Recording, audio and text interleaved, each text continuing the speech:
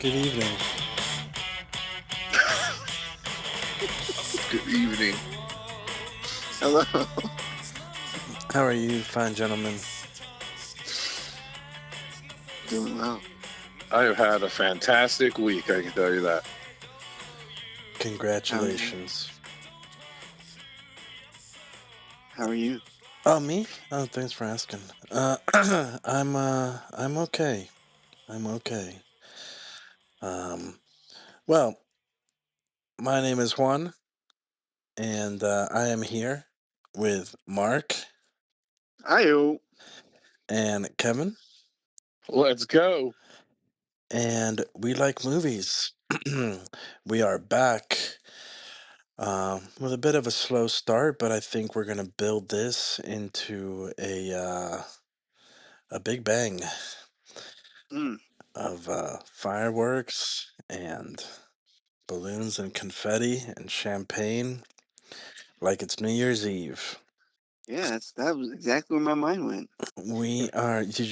Were you picturing that meme of Leonardo DiCaprio with the Of champagne course. from? Of course. You were painting that exact picture. Yep. Good. Mission achieved.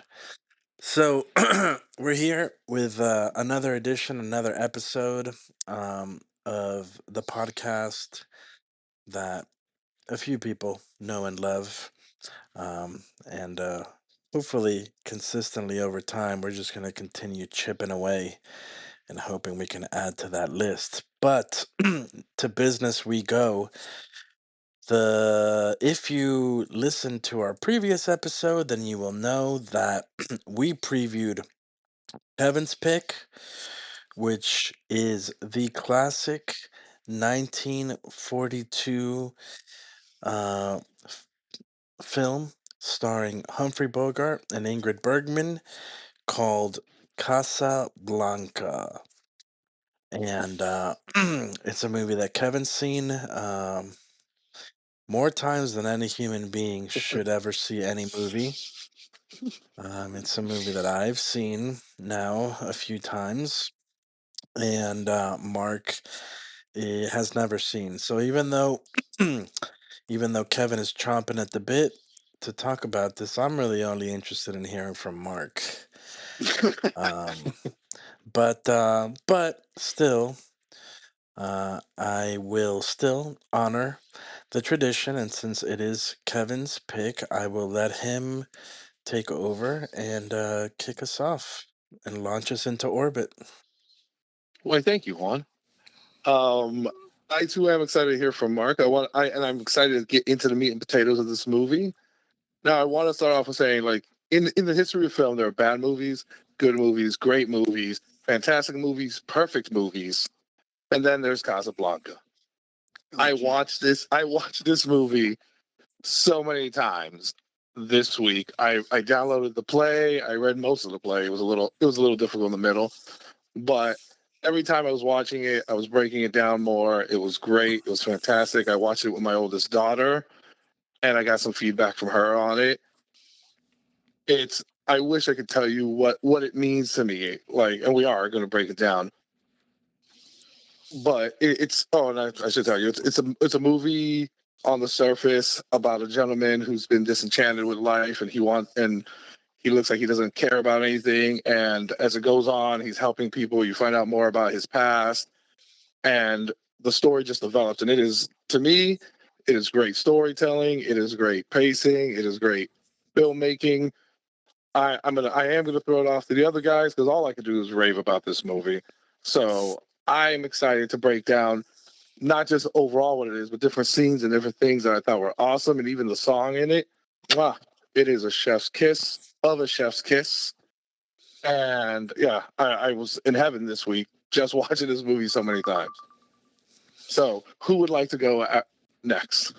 It's not fair to the other movies that you don't show them as much I love, know. seeing as we're reviewing them, and you're like dissecting a movie that you've seen a million times. Well, I will say, because the other movies I saw once or twice, because usually I haven't seen those movies.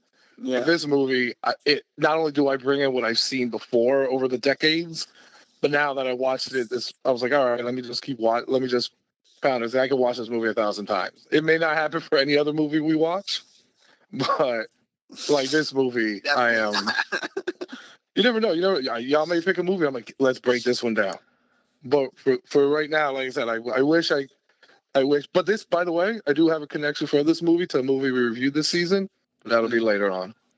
We're nearing on 100 episodes, so that's almost 100 movies we've seen, and you have yet to do that. So I think what you're saying is a load of crap. I've seen a couple of movies a couple times. Not enough to dissect, and you're sitting here writing notes down and putting your thinking glasses on.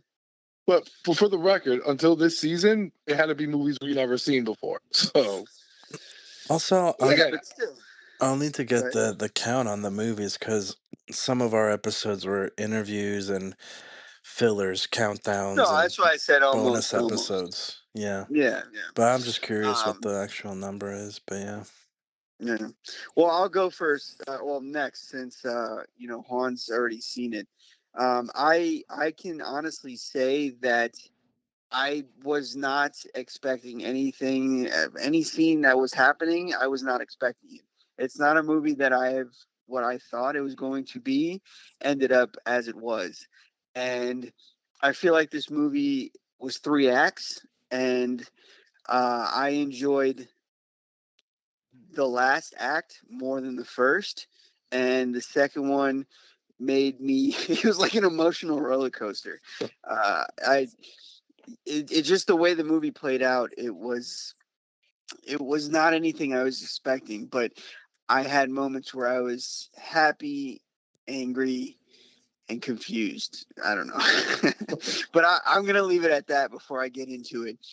I just wanted to confirm that what I saw is nothing of what I've expected Casablanca to be. Mm.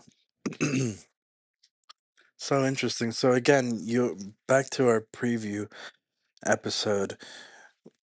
You're still saying that your expectation is that Humphrey Bogart's character was some type of Indiana Jones figure going from one adventure to the next, enamoring young ladies, Yeah. and The original James Bond, as you can say. yeah, it's the white tux probably that did it for you. And so yeah, you quickly discover that this was not that. Um, Correct. okay, okay. Well, I did know what this was, and yeah, I mean, there's no need to deny or try to um turn over any new stones. I mean, obviously, this is a great movie um, with great dialogue and great acting, and um, you have a great directorial turn from Michael Curtis with a Z. Curtis. Um, but and I enjoyed this viewing of it. I think this may be the first time that I saw it, like from beginning to end, with captions, and so I really felt like I understood everything that was happening and had a very good grasp of the story. I think aside from watching it with Kevin, like when I was a teenager, I've probably since then just watched like caught chunks of it whenever it was on, and obviously it's good, so I always enjoyed that. But yeah, I don't think that I had ever gone back and watched it from beginning to end, and so there were a lot of things that I just little details and things like that, and characters, and what their role was in the story and whatnot that I had missed or overlooked, and so definitely now feel like I have a very complete picture of what the movie is, and yeah, there's a lot. Yeah, there's really, it's very hard to come up with a negative critique of this movie. I'd be curious if anyone has any, but yeah, I mean, there's Would you some. say this is the first time you willingly turned it on instead of just catching it or having Kevin turn it on? Yeah, definitely, definitely. There you go. Um, And I also appreciate it. Like I was aware now this time going into it, that it was originally a play, and so that made a lot more sense to me of like why there's limited set. I mean, the whole thing, takes place really mainly in his gin bar, Yeah. and then a few other spots. But even some of the pacing and things like that, I was just kind of watching the movie, but also seeing it as a play, um, which I appreciated and found interesting to kind of take it in that way. But yeah, that's what I have for now. I have a few other notes, but we'll get to those um, as time goes by. Time goes by. So I'll chime in now since again I'm the newbie here.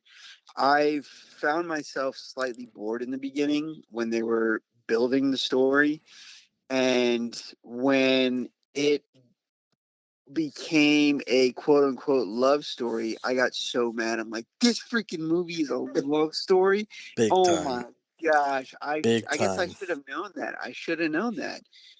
But the ending was just such a saving grace. Like, I went from almost snoozing to being angry to pumping the air because I was so happy about how the ending went.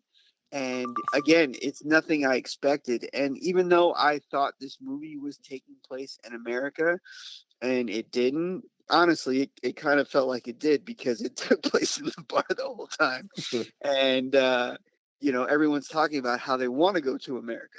So even though I was wrong in that thought, I still had the feeling like, oh yeah, this is kind of an American movie. I mean, the bar's literally called like Americana or something. So it was like, oh, all right, I'm not too far off.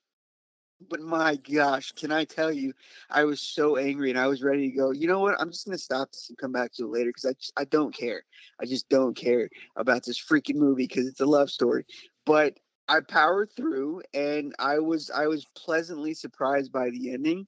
And I've only seen the scene, here's looking at you, kid, and then they go on the plane. I thought that's where the movie ended.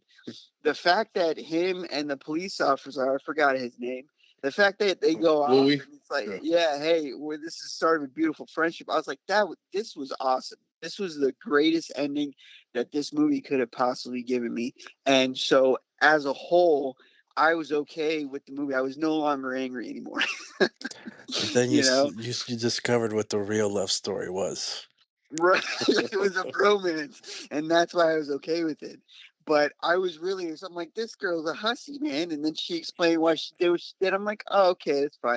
And I was like, oh man, Rick's a home wrecker. And then he did what he did. I was like, awesome. Everybody did what they were supposed to do.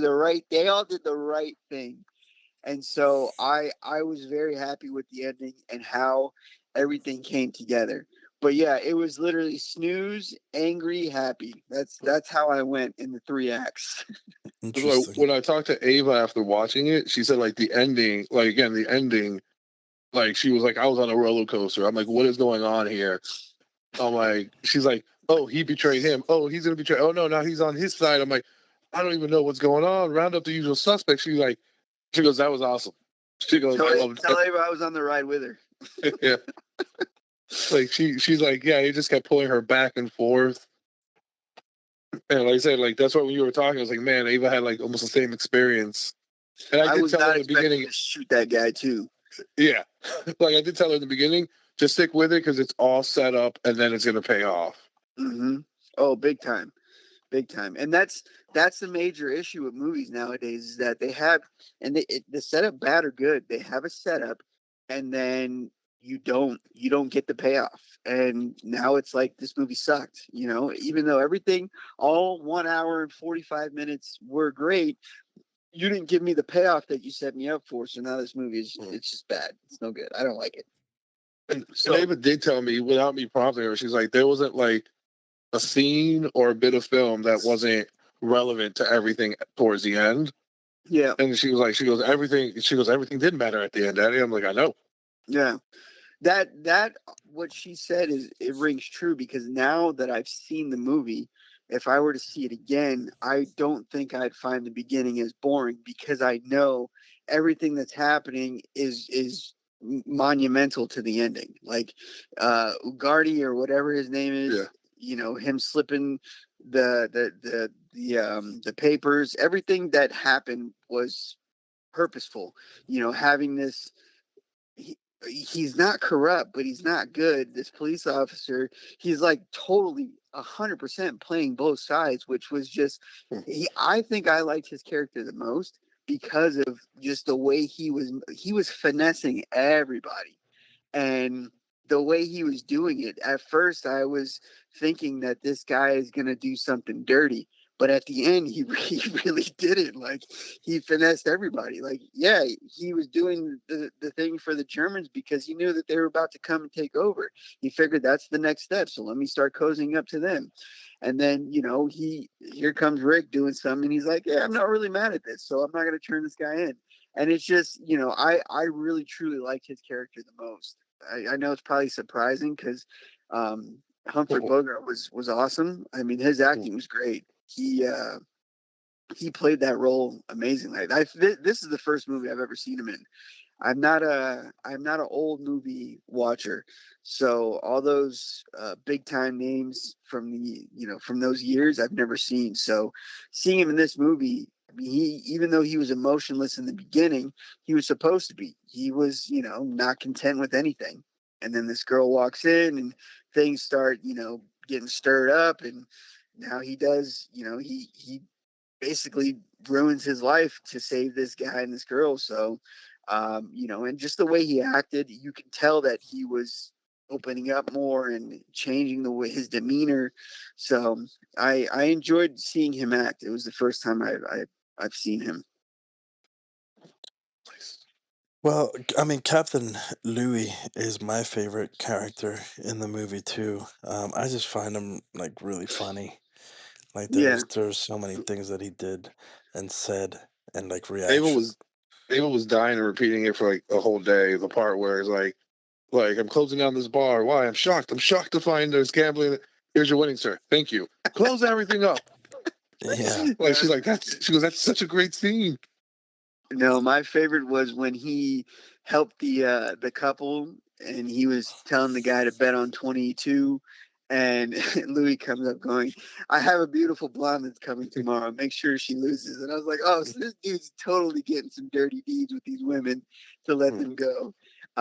So like you see him doing things like that, and you don't think he's a good guy, you know. But at the end of the day, he's taking care of himself. And I think what I also like about his character, like he's aware. Even when they're doing the bet, he's like, "Oh, let's make it 10,000. I'm a poor corrupt official." You know what I mean? Like he's not pretending that he's not. Like he's not a guy who pretends like he's right. He's like, no, like, listen, I know what I do, man. Right. Like, and even at the end, what I liked about it at the end, which I for some reason I don't remember at all, but at the end he goes to drink that little wine or that champagne, and he looks at it and it's German, and he just throws it in the Yeah, trash. yeah. And I was like, I don't think But I he's ever still caught drinking. that. He's still Yeah, drinking though. he threw it away. Yeah, no, for sure. Um, yeah, I highly enjoyed his character the most. But to be honest with you, my favorite acting in the movie is Ingrid Bergman. I thought she freaking kills it, man. And it stood out to me. And what I noticed the most is like, man, she communicates so much without saying a word. You Hmm. know, it was like all in her face, you know. And I thought she was like really outstanding as far as acting. Like Humphrey Bogart, he's good. I mean, for the most part, I kind of just felt like he just, kind of did well playing the leading man, um, but felt like for a large chunk of the movie, Ilsa really carries like the emotional baggage, of the movie. And there were so many times where it's just like, it's kind of just her looking off into the distance or something like that. And it was just like communicating so much about where her emotions were and her mind that I really appreciated it. And so I enjoyed her role in it. Yeah, you do. You at least I did. Like you do feel like her confliction on that she actually does love two people. Like it's not like she's faking her love for her No, I husband. don't think she doesn't love she Oh, does I think she does. no, she doesn't love Victor. No. Oh, no, like to me, I think she loved because she was even willing to pull the gun on Rick.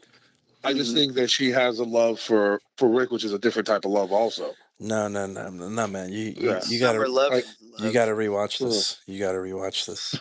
okay. So Kevin, you haven't seen it enough. no, I've seen another. she I loves do Rick. like This is why she's so torn. Like she is in love with Rick. we. She says it. She's like she explains it. That she Yeah. fell for Victor when she was young, and Yes. and of course and now I'm sure she has affection for him, but she's not in love with him, But and she's with him because she knows that she's important to him and to the cause. but I think even beyond that, like I'm gonna say what Rick tells her. He goes, "No, you're making this choice because like we haven't seen each other. You feel all these emotions come up, but if you stayed with me, you will regret it. Not because you didn't help him. It's because she will regret that choice because she's making it based off some primal feelings she's having right now, some feral feelings. But like at the end of the day, he knows that that's not really what she would want. I mean, It's not that primal. She fell in love yeah, with no, she fell in yeah, they fell in love quick, but when she fell in love with him, she thought her husband was dead. Right? yes, And so she did not wait very long in mourning, in grieving, before she fell madly, deeply in love with this man, only to have a change of heart and not escape with him, because she found out that her husband was actually alive. And so those feelings remain, and it's out of obligation and out of duty, that she's with Victor, and she does the honorable thing, and she's going to honor her commitment and her vows and whatnot, but her heart is with Rick. And I mean, I would be surprised if you didn't notice this. I'm sure you did, but she has plenty of opportunities to say I love you to Victor when he says he loves her, and she never yeah, does. She only says I love you to Rick. yeah. No, S- and again, I do think, but like even her other actions she does, like she loves Rick. We're not gonna pretend she doesn't. You know what I mean? But I do think she loves Victor, and it's a different capacity than she loves Rick. And that's why what I like about what happened. I don't know. No, continue. Oh, no, I think it's a different capacity. It may not be the same way she loves Rick, but I do think she loves Victor. I don't think she's going to go off to America with Victor and just because then she end up hating him and stuff. I do think she loves him, not just doing the honorable thing as her wife, but like when she left, she's been with him, she loves him, and now this whole other situation, came back in her life which she thought was out. I In disagree. 2025, if someone came out and said they're making Casablanca 2, I guarantee you it would be the relationship that Laszlo and Ilsa, sorry, Victor and Ilsa have, because I see what Juan's saying and I agree with him because of the last scene where Rick Hmm. explains everything to Victor and says that, Yeah. she loves me, blah, blah, blah. And he goes, but she's going to go with you, right, Ilsa? And it cuts to her and she's looking at Rick and she just slow turns to Victor and goes, yes. She doesn't Yeah. say yes, Victor. All she says, yes, because of everything Rick said, yes. So I do think that she was no longer, or there was probably love at the beginning, but I don't think she was in love with him anymore. And I think that's where like I disagree with it because I think it's shading in a capacity that a person only has enough like to love one person. You know what I mean? And again, I don't think she loves Victor the way she loves Rick. You know what I mean? But I do think she loves Victor. And, maybe we can say this. I think she loves Victor and she's in love with Rick. If that makes sense. Yeah, she loves Victor the way she loves her father. And that's like So even that marriage is gross then. But the dynamic of their relationship. It Mm. was like, he's also an older man, but even like in their body language, in the way that they interacted with each other. It's like it was almost like that type of that's it, there was a coldness to it, and in her portrayal a certain rigidity of like, she's playing the role, she's saying the right things, she's doing the right things, and she's doing it with a great attitude and probably even trying to convince herself, you know but but I think it's because she understands that, Victor is an important person in this world, in this conflict, and he's playing an important role, and therefore, her role is to be beside him and support him and allow him to do what he needs to do. But probably if it weren't for that, bro, this bird would have flown, and she would have flown right into Rick's nest a long time ago. So, yeah, you can say the in love versus love type thing. It, but that's if I were to say who has her heart, I would say absolutely it's Rick. It's almost like Victor has, the body and the shell, but everything inside is Rick's. And of course it won't be anymore, but up at this point, that's the way that it is. That's the way the cookie crumbled, bruh. Yeah. No, and I can see that, but and that's what I'm saying. Like to say that she doesn't love Victor, like that. I think that's what I was arguing. I'm like, I think she does, and I don't think she's But gonna go live a loveless marriage. we're talking about love as in Yeah, love. Like I love yeah, this person. I want to be with. yeah, That's what we're talking about. She yeah, probably loves Victor because of who he is and what he's doing, and he's doing yeah. such a great Well, thing. no, and, But at the end of the yeah, day, no, she and she loves and Rick. yeah, and ultimately that's what makes Rick's character even better, where he's the one who decides, no, you're gonna go, because he could have been the homewrecker that you said he was, Yeah, thought he was gonna be. and the great part is like to be a man who has enough character to say no, we're gonna do the right thing here, and I'm gonna do the right thing. I'm gonna make sure you do the right thing, and you make the right call for everybody. Yeah, I really thought they were both going to get in the plane together. And when Rick was making his little plan, I was like, dang, this is a dirty dog right now. So the fact that it didn't happen, uh, yeah, again, it made me love the ending so much more. I can honestly say, at the end of the day, the character I wish we would have got more from, that I was way more interested in, was freaking Sam. And Sam, yeah, like I thought it was hilarious that Ilsa's second time in the bar and Rick's like, yeah, Sam will play the song, and he walks by, he's like, hey, play the song. He rolls his eyes so hard, like, man, I'm tired of y'all motherfuckers. Like I died at that part. But the fact I was like, dude, you got this black guy in the middle of like, how did he get, I just wanted to know so much more about him. Like, how did he get here? How did he meet Rick? And I found myself going, man, I want some more Sam. I need to know, like, how did this story progress to the point where he's in this place, where he's in Casablanca playing at this bar.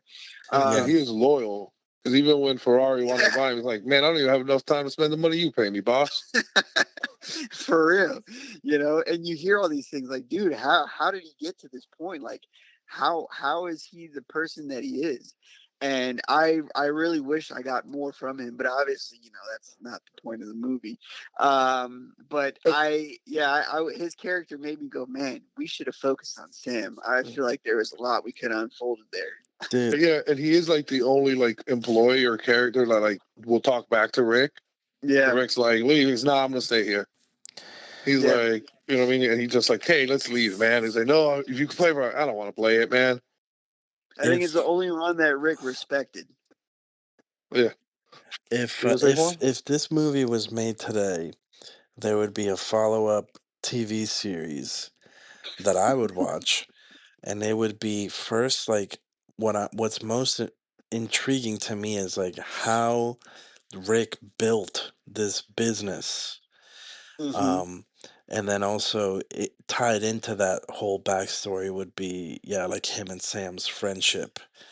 Um, but is the like is is your belief that Rick built this business legitimately, or that he's got some dirty dealings or something I while mean, the he's fact that he was doing running this? a rigged casino, I think that tells us that he did some dirty dealings. I mean, he was making sure that his pockets were getting lined, and the um, what do they call it? The dealer was like apologizing. Oh, sorry, that you're losing this much money. But I it's think almost it's like in a modern day mobster movie type of thing, like he would be a front man. Like he was like the front man for the business, yeah, and there'd be, some money flowing in the background from some more powerful people. So while I still see him as the front man, at the same time it also feels like he's the powerful person. Like there aren't any other players. Um, so it's very interesting to me because he went from being a soldier to then ending up in Casablanca, establishing this business with this illegal gambling, but really doing a heck of a job. yeah. Um, having the top spot, except for the Blue Parrot, maybe as his competitor, but I'm really interested in that. Too many flies at the blue parrot.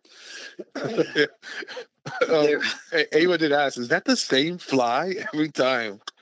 he couldn't get him, man. This sneaky bastard there. Dude, I think, I mean, it's safe to say that probably he ended up in the place that he was because of heartbreak and being depressed. So I would think it'd be even more reason for him to do things that weren't right, to get to where he was at, because he's just, doesn't care about life anymore. A broken heart, man.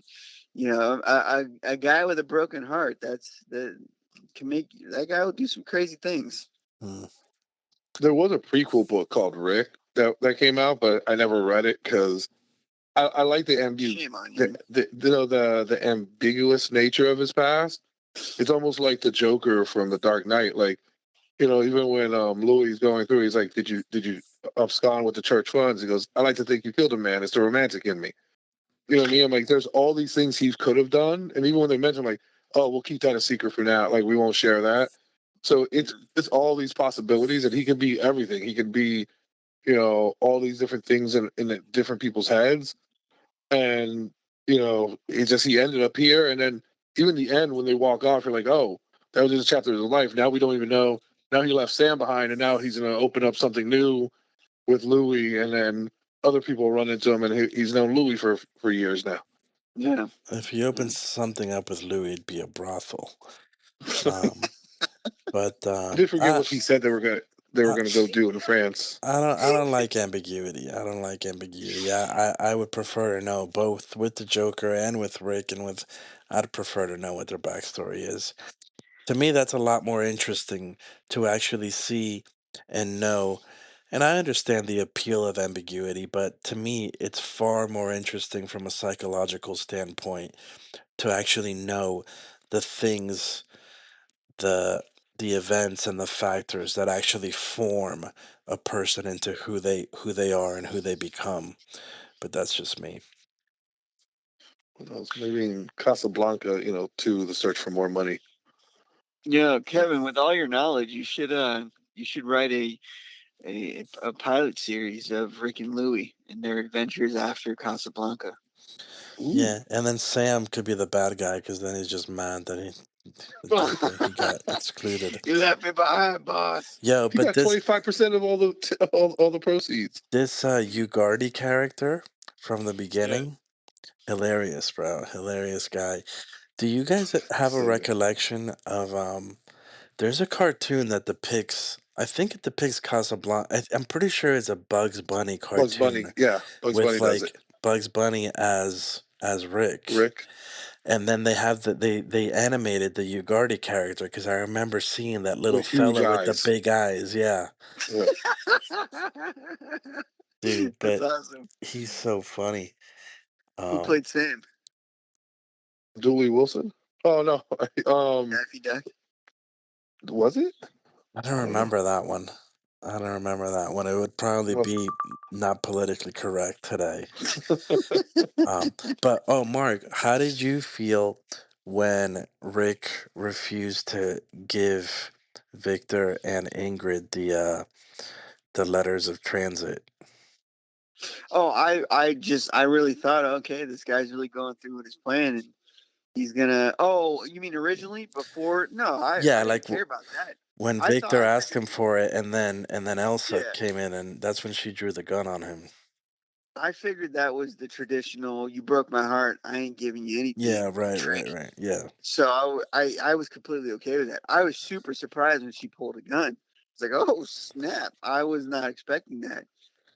And when he walked up and said, "Go ahead and shoot me," I knew that wasn't going to happen, obviously, but it was a surprise when she pulled the gun.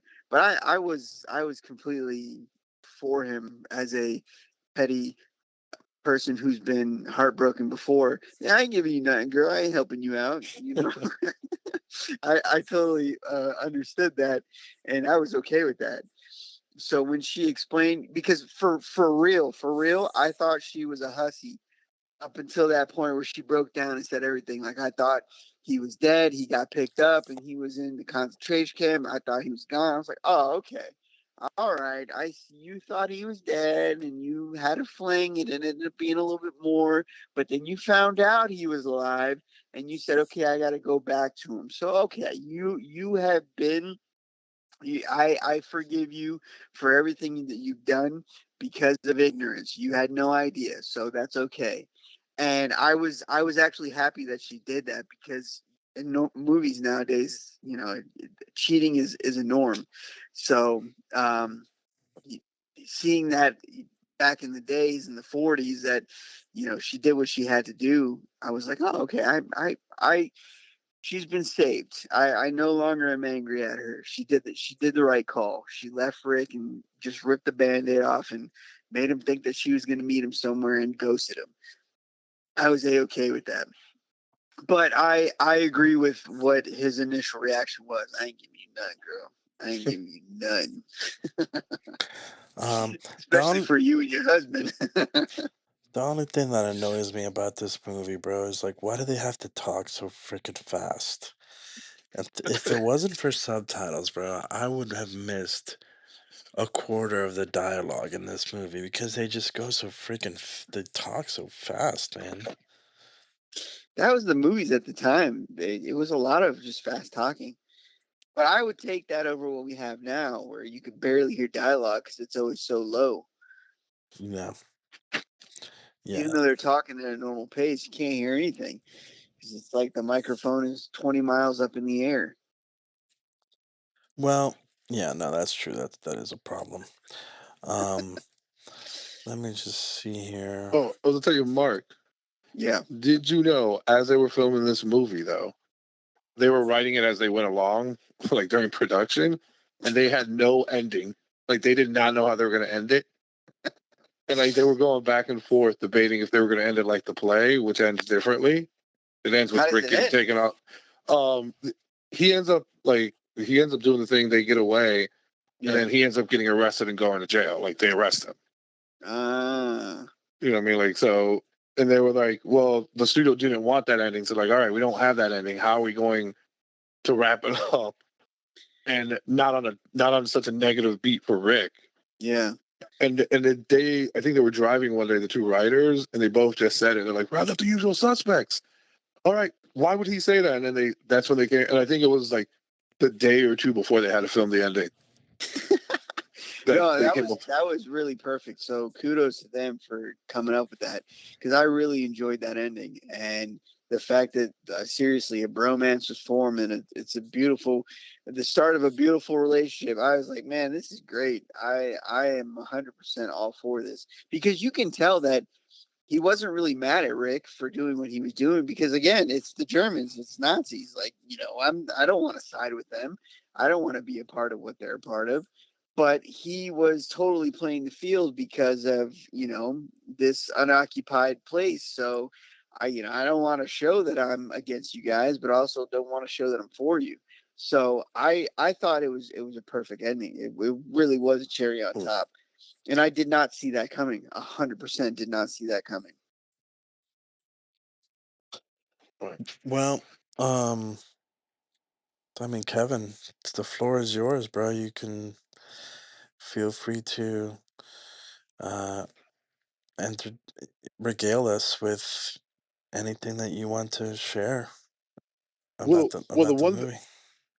before we even like, there's one shot that like even when I mentioned it, I'm like, I just want to talk about the one shot that I love in this movie is when I think Mark had mentioned when the guy's like, "Oh, sorry, boss, I lost money. I need some money," and he goes to the vault to get it. He's talking to Louis, Yeah. and he goes off screen, and you just see this beautiful shadow cast on the wall while he's doing it, and the Mhm. scene's still going. Even Ava was like, "Man," she goes, "I wish I had a picture of that. Like that. That's just an awesome shot right there." And I noticed he went off screen, which is weird because you don't normally see that from the main characters, especially speaking.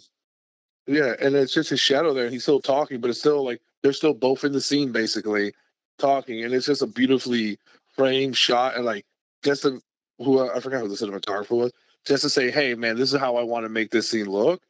It's just gorgeous, But and it kind of felt out of place. I mean, I appreciate it. Like it's a good shot, but it like there wasn't a whole lot of shots like that throughout the movie. So it just felt like and I think um that's why it probably stands out to me all the time. Every time I watch it, They like they had a rented camera that couldn't move. So that's why that shot happened. we have we got one shot at this, boys. Keep it right here and let's go. it just I guess it just felt like I don't know, it felt like a little bit boastful. Um because yeah, it doesn't have like that touch.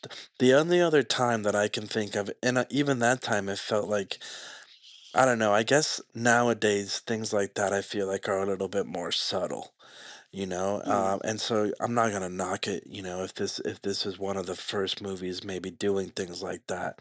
Now I just think there's certain directors that do cool things like that. They're just more subtle with it. Because the other one is Mm. like at the beginning when they're like moving through the bar, and I think people are like talking about him or whatever. And when it gets near him, I think it's a shot of his hand at first, Oh, yeah. and then you know it's him, and then it either zooms out or like tilts up or something to reveal. You know, it's like the big reveal. But again, it just I like them. They're good shots, and it was a good sequence. But it just I just didn't feel like it was very subtle. You know, it was like, oh, okay, it's the big reveal. You know, they felt very dramatic. Yeah, fair Yeah. enough. Yeah, like I said, it's like I think what it is when I watch it is because like I noticed the other stuff like when they had a close ups on Elsa, they have like the filter on her because that's what they did. You know, the Yeah, little beauty filter and stuff. So like that's what I expect. And when I see that stuff, to me, it's like I don't know if it's intentional, but to me, it's like a throwback to like the Maltese Falcon, like because that's very shadowy. Hmm. And oh, and I didn't know this. Humphrey well, Gold. because that is Uh, a noir film, though. You know, yeah, yeah. where like Right. shadows are a big part of the movie. You And know, so if it for makes some reason sense there.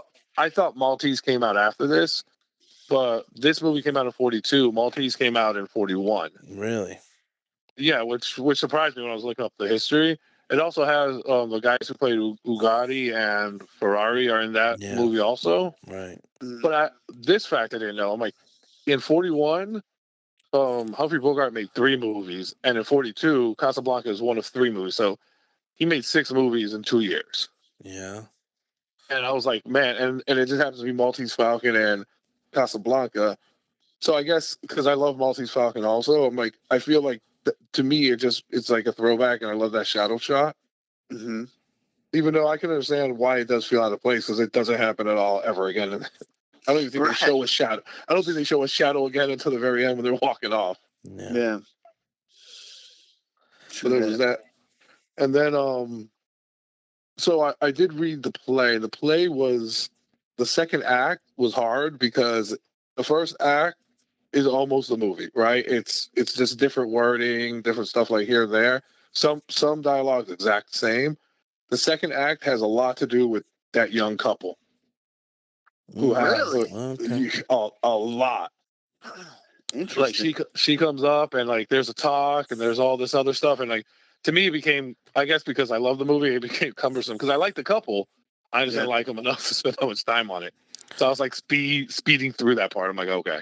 Well, that was Maybe. probably my favorite part of the movie, this time through, which is something that I hadn't paid much attention to before, or probably hadn't even noticed. I definitely didn't remember that at all. But um, just the predicament that they were in, and it's the first time that you like are made to kind of have real negative feelings about Louis. Because he's so likable, but like Yeah. you're seeing the effects of like what he's doing, and I agree with Mark. He's like playing his role, and in a way, he's also kind of like a victim of the times and of this vicious cycle, and so he's like, hey, this is kind of hell. We might be invaded next week. Germans are here. I got to buddy up with them. So I'm at least gonna wet my whistle, while while I'm while always one. yeah. So like, but you just see the effects of it, with this woman obviously is recently married and loves her husband and doesn't want to do this, but she's also it's the only way, that they might be able to survive this. And so she is legit asking the question like, would if I do this and you were my husband, like would you ever forgive me?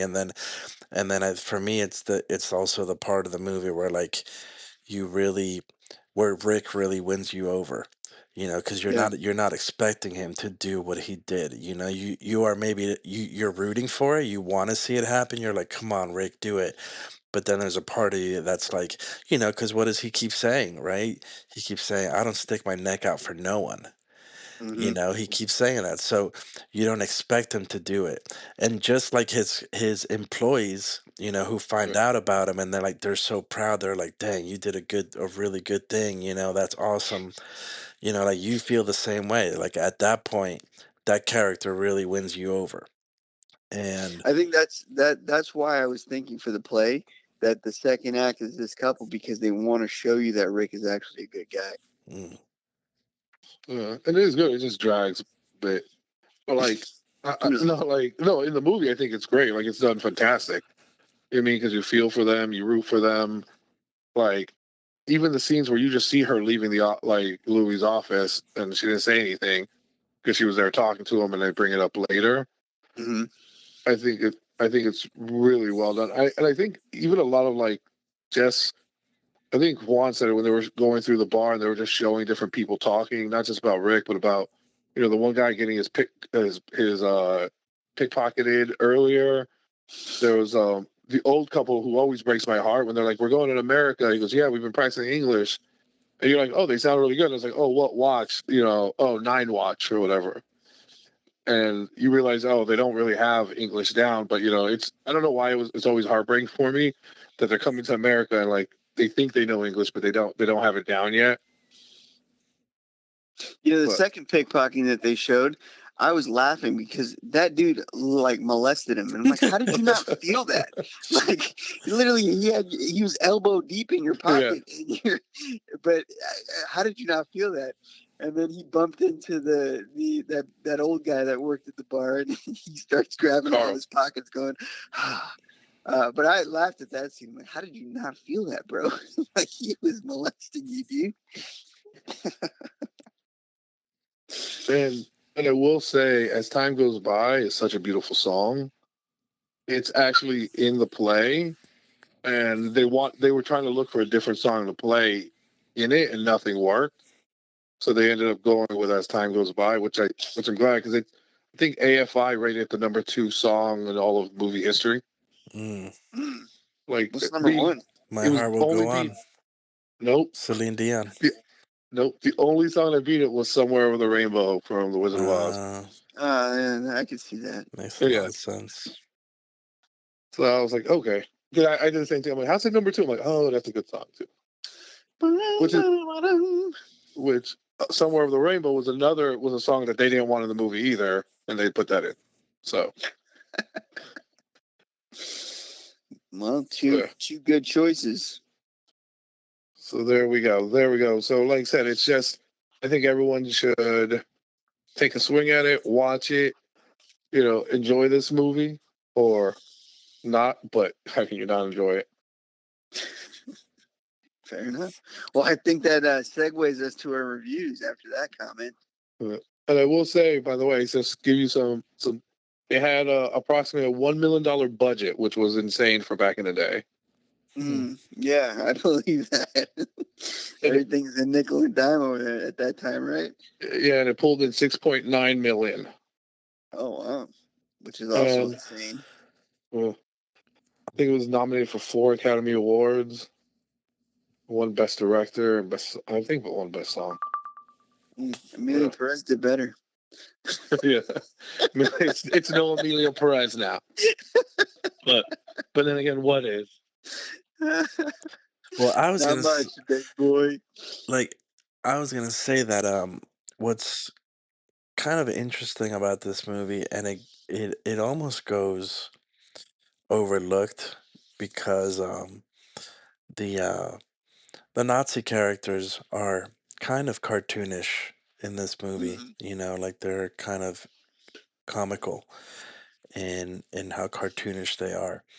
And even that scene where they're made the butt of the joke, right? Where they're like singing the national anthem, and then Laszlo goes over to the band and has them play the French national anthem, Yeah. which was a great scene. But yeah, they're just kind of like morons, buffoons, and whatnot. So you kind of just take them like as a laughing stock. But in the story, the other characters do remind you, about the menace, that they present. Mm-hmm. Um, and so it's like a constant presence there that's looming, although the movie doesn't it's the backdrop and it's the setting, but obviously what takes center stage um the throuple, the threesome, if you will. But it's crazy that this movie came out in 42, right? So like the context would have been so fresh for the audience watching it. Like Mm-hmm. although we might miss it and not necessarily think about it like, oh yeah, shoot, you know, what was going on was terrible and this is a so it kind of does the decision making of the characters a bit of a disservice, I think, because they have to be like legit scared, concerned, worried. Like these people, they look all happy, like trying to get to America, but they're like trying to escape, bro, because the Germans Yeah. are at their doorstep and they know what that means. Even Victor Laszlo just freaking escaped how many concentration camps or whatever, and he's just like got a smirk on it, like he's just the coolest cat on the block. So it all kind of veils, and I don't know why, if it's just the story or if there was more to it, but it does kind of veil like how terrible it was. um Mm-hmm. but it's just interesting, like we watch it now and we're so far removed from it, but for someone from watching this in 1942, like shoot, bro, they could have been a soldier that was liberating people from concentration camps. They could have been a survivor of a concentration camp. They could have been someone who had, their father or something like landing in D-Day. And that's Yeah. so like all that stuff would have been so fresh for them. So like it's just interesting and fascinating to me to think like, what were they thinking, as they're watching this with this so fresh in their mind? It just must have put it like on a whole nother level where it's like, Yeah. yeah, the romance is great, like all that obviously makes it a great movie, but also like we also understand very more vividly what was actually happening, you know. Yeah. Well One, said. I would say to your point, right? The Allied forces invaded North Africa, like you know, around like November 8th. of 1942, Right. and they rushed Casablanca's release. They moved it up, and it released November 26th of that year. So it was only like 3 weeks after like the Yeah. Allied forces, and you're getting news of, hey, we're invading North Africa to free it from the Nazis, and then this movie releases, and you're like, oh man, it literally, like, to them it might have even been almost like a newsreel, Yep. because you For probably had real. newsreels playing before these movies saying, look, this is what's happening in North Africa, and then bam, let's go. Yeah. Yeah, it's pretty wild if you think about it. Yeah. Something so fresh, and you're not watching it on the screen. A story in this world. It's like, yeah, man. Yep. Now, one last thing I wanted to point out to Mark is, I don't know if Juan knows this, but the scene of the plane at the end when they're all getting ready. You see all those workers in the background, like the plane getting the plane ready. Mm-hmm. Those were all midgets, by the way. like like in outfits with regular wigs made to look like regular people, because they wanted it to seem far away, and of course it's not a real plane, it's like a miniature sized plane. I was gonna say, so it must have been a small plane. So it was a smaller plane, because the ones you see is more like a toy on string, and that's what they're filming, and it looks like it's flying away. Yeah. But like they put midgets, and I don't even think it was the one they're working on. It's like probably just a wood side plane that made it look real. But like, I blew my mind, and this time I was watching for it, I'm like, they really are like, now I can tell. You're looking at Walking like those are, midgets. yeah, you're like, those are, but you don't pay attention because in the background, and just to make them look like they're further away. So. Yeah, no, I was kind of in suspense, like, what's gonna happen?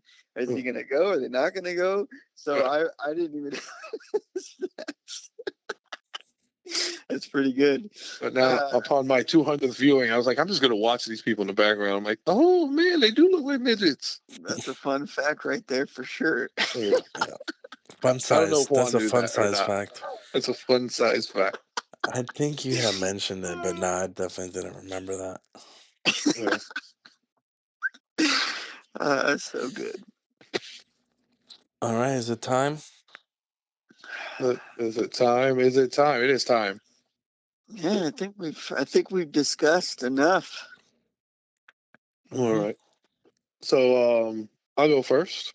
I will say I'll keep you all in suspense for my rating in a second. But I think Juan asked me in the review thing a question about why what attracted me to this movie, and I did keep that in mind in one of my many viewings this week. And I do think it has a lot to do with where I was growing up. Not, I didn't really have a father figure. My dad went to prison when I was 11. Just growing up trying to find people that you could look up to. And I was really into cinema. I love watching movies. And Rick Blaine is a character with all his flaws and everything that just exemplifies stuff that I would want to do, like making the right decision, making the hard calls, man, just having cool like comebacks to people. If they say like, "Oh, you don't think much about me," "Oh, if I thought about you at all, I probably not." I mean, they're just great lines he's just throwing out left and right, Yeah. and he's like the epitome of cool. He is why he was the first leader of the Rat Pack. It was all this stuff, and cool. The movie, I think the story is phenomenal if you stick with it. What you're seeing up there is just great. There's no wasted frame or celluloid at all in this movie. I give it the greatest 5 that I can give it. I think everyone listening should watch this movie at least once in your life. Sit down and say, "All right, let me take a gander at this." And yeah, so I give it 5, the biggest 5 little Jerry's I could give any movie on this planet. But wait, I'm Kevin. I'm But wait. shooketh. But wait, But wait, Kevin. But what? wait. You told me that you were going to explain something to me. Oh, what was I going to explain? You Oh, told me. yes, I had that. I have it on my notes. Here's looking at you, kid. All right. So what here's looking at you, kid, is supposed to be is like if you're doing a toast, and Yeah. let's say we were at your wedding. We're like, here's to Juan and Sammy. Congratulations. Like it's basically like almost like a toast to say, oh well, what we're saying, like, well, here's looking at you. It means we're celebrating you. Your beauty, everything. Like it's my world is you right now, and Mm-hmm. that's what here's looking at you, kid is. It's like a toast to you. Who I'm in love with.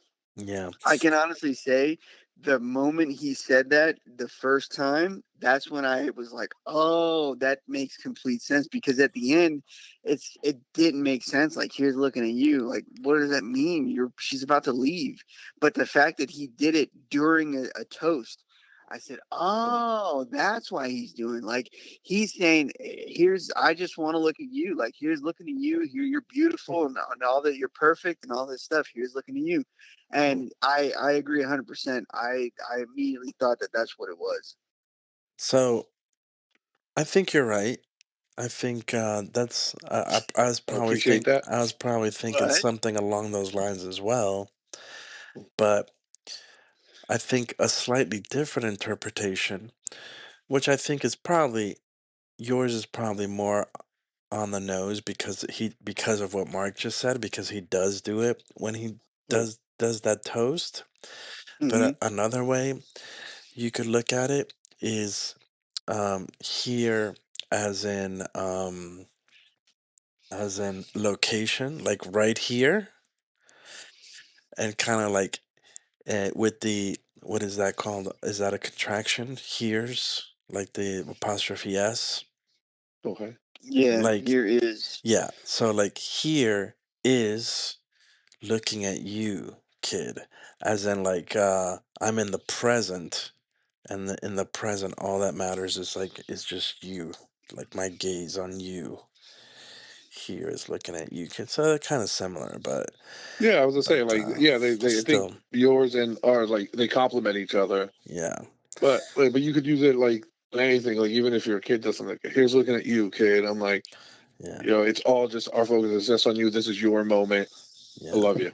I didn't really Yeah, like how many times he said it in the movie, because again it was like, okay, I get it, it was again like they're like forcing it down my throat, and it's like, all right already, yeah, it's, yeah. but it just again also felt like a little forced, a little unnatural. But my favorite line from the movie after watching it this time is the hill of beans Oh, line. The problems of two little people in this world don't amount to a hill of beans, because it just makes me think of a hill of beans. That's amazing. I have so many questions for this hill of beans. Like, Bro, actual hill of beans. I've never heard that phrase used anywhere else. No one's ever said it. But it's a famous line. That's like It is. one of the most famous lines. Problems hill don't of amount beans. to a We hill of got to bring that beans. back. Yeah, we Heck got to bring yeah. that back. Yeah, bro. The Um, confusion people have. Like, what? but Exactly. I guess I'll go, and without wanting to disappoint Kevin or leave him in suspense. Yeah, I mean, obviously it's going to be a 5 for me as well. It's hard to argue against a movie that has proven itself and stood the test of time. I think my favorite thing about it is honestly how good the story is, but also like how concise it is. hmm Just the depth of the story and the characters, like how much they were able to tell in, a minute, I mean, an hour and 40 minutes or whatever it is. Mm. I just think it speaks to a really high level of skill, to be that, to have that economy in mind. Like Kevin said, no shot, no celluloid was wasted. Every piece of dialogue served a purpose. So I just really enjoy just how efficient they were able to be while still, telling an excellent story. And so I think that's my favorite thing about it. Um, but yeah, it's a 5 for me as well. Fiber. Fair enough. When I look at movies and doing this podcast, I like to think about movies that, will I watch this again? And I can say, and no not bad mouthing the movie, but I probably would never watch this again. It would be one of those, yeah, I've seen Casablanca, and that's about it. I was on a roller coaster watching this movie. Like I said, the beginning was a little slow for me. I know everything. I agree that everything that happened was for the point of the movie, but for my first viewing, I was just kind of bored at the beginning. Like, oh, what is this? And again, this is because I had so many thoughts of what this movie was going to be. Then we get to the middle part, and now it's becoming a love story, and now I'm getting even more angry. But the bromance at the end just really was a really fitting ending for the movie, and the fact that Rick made the right choice, even though Ilsa's like, "Hey, I'm down to clown if you are," and he turned that away, and most men probably wouldn't do that, especially as heartbroken as he was. So I know this is probably something I'm never going to see again, but regardless, congratulations, Kevin. You have a perfect movie on your hands, because I would give it a 5 as well. It was just, at the end of the day, Bro.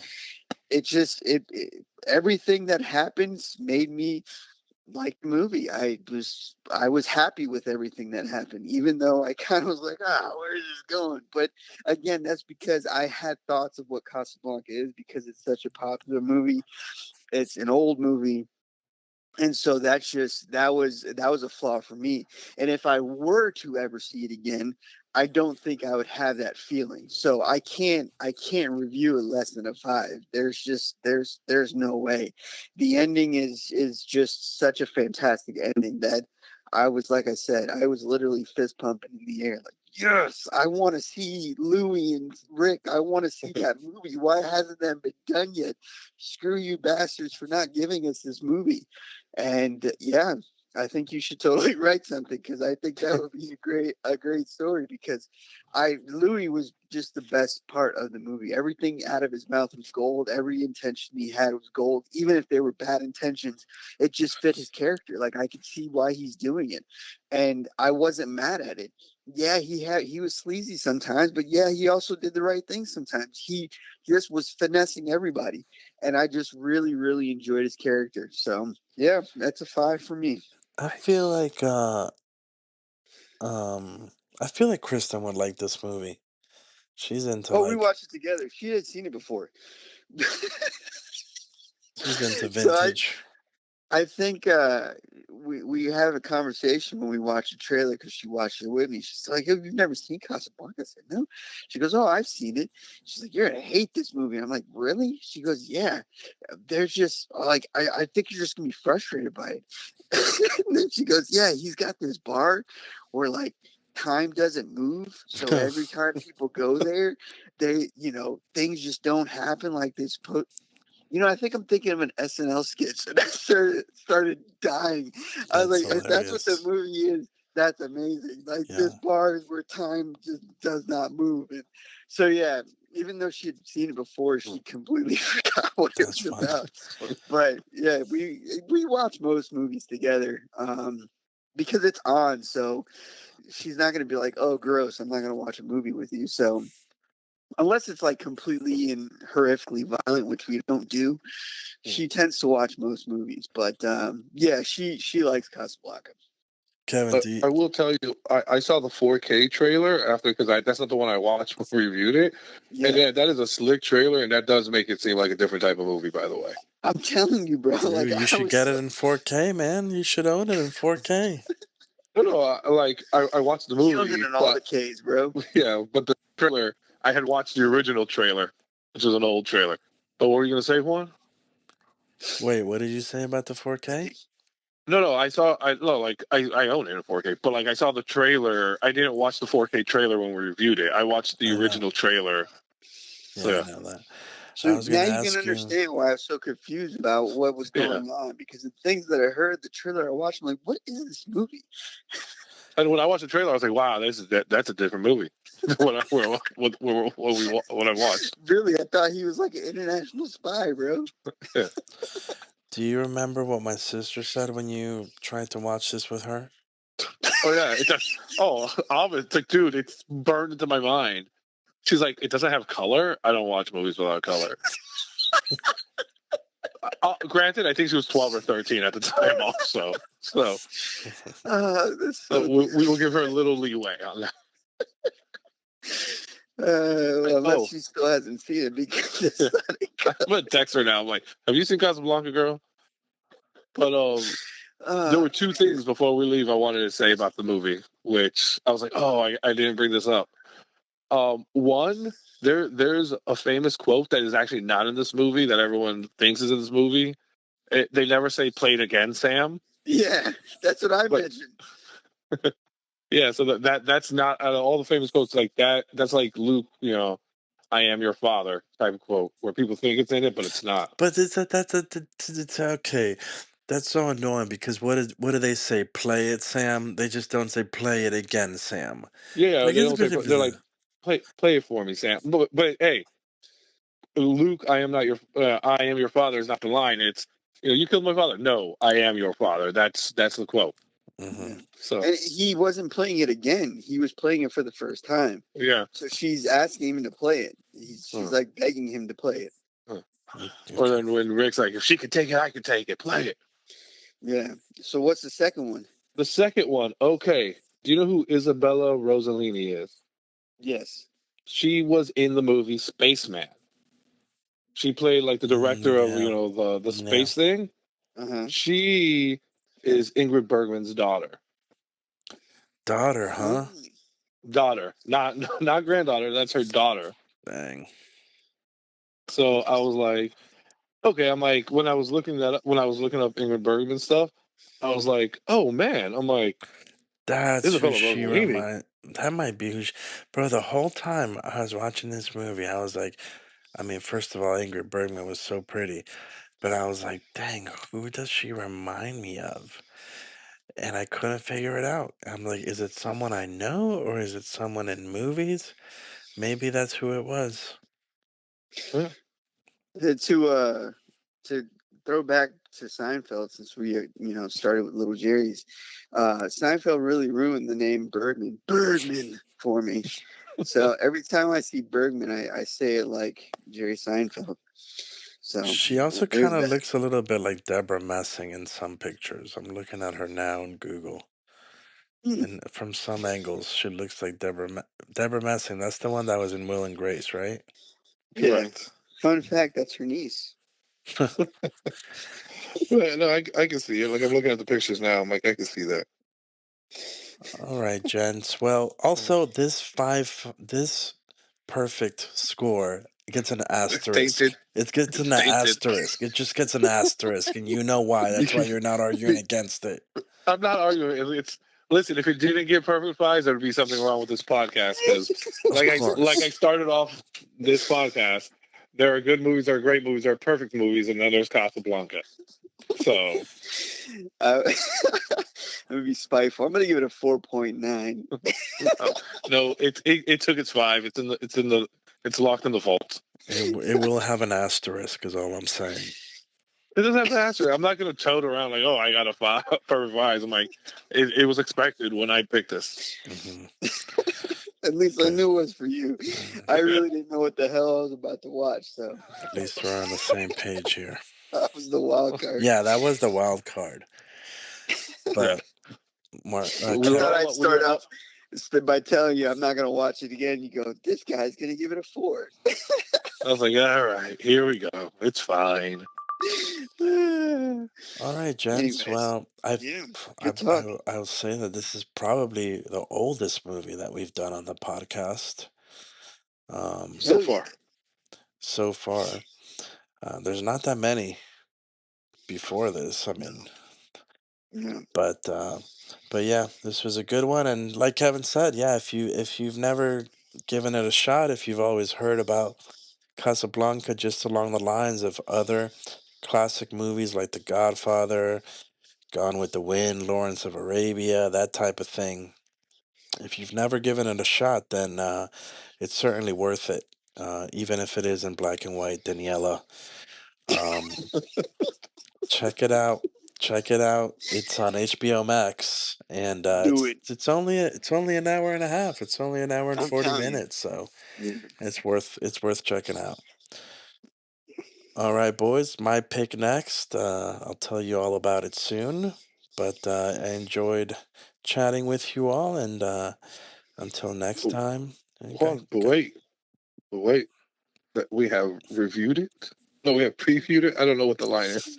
This is oh, why you Previewed don't it, say it. viewed it, and now we. I was gonna say it, Kevin. I was Okay. gonna say it. I was afraid you were gonna end the podcast before because Well, you we missed once. fear not, fear not. But it's Uh, not my line; it's your line to deliver. that's right. So, in closing, I will say this has been Casablanca, and we have previewed it, we viewed it, and now we've reviewed it. And Mm, I bid you all adieu. love you. Here's looking at you, kid.